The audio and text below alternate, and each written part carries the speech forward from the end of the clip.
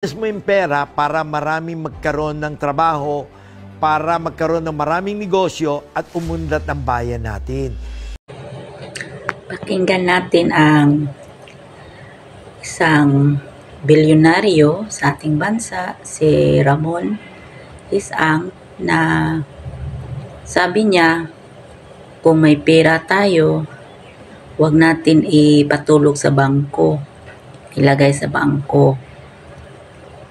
Dapat i-invest natin, palaguin natin para maraming makinabang kasi maraming magkaroon ng trabaho.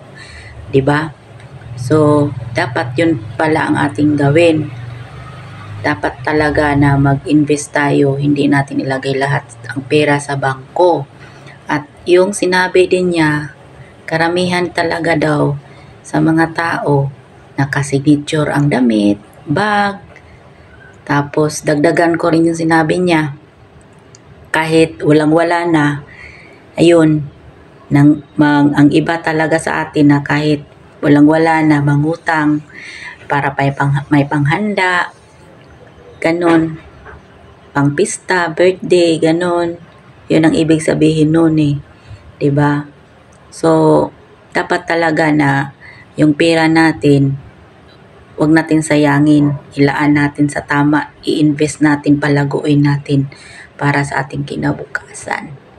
At mga anak natin, turuan natin sila ng tama na hindi natin sila gawing magmayabang sila sa sarili nila. We live life means, 'di ba? Ibig sabihin, simple lang na buhay.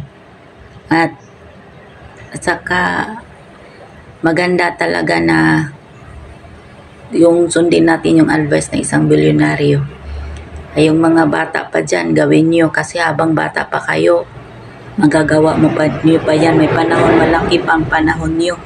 Kaya mga millennials, sundin nyo yung sinabi ni isang bilyonaryo para maging katulad din kayo sa kanya balang araw. Sinasuggest ko sa mga kaibigan ko o sa mga pamilya ko, mga anak ko, kayo kako mga anak, huwag nyo itatago yung pera sa bangko. Kailangan yung pera gumulong. Invest mo yung pera para maraming magkaroon ng trabaho, para magkaroon ng maraming negosyo at umunlad ang bayan natin. Yung taong may pera, itinago lang sa bangko, walang pakinabang sa kababayan natin yun. Kaya ako, lahat ng pera ko, lahat ng meron ako, itatayo ko ng pabrika yon, itatayo ko ng karsada yon, i-invest ko ng kahit ano yon, para sa ganun, gumulong ang economy natin. Opo. Yan ang ibig sabihin doon. Hindi kaya magalit sa inyo ang Bank of Commerce?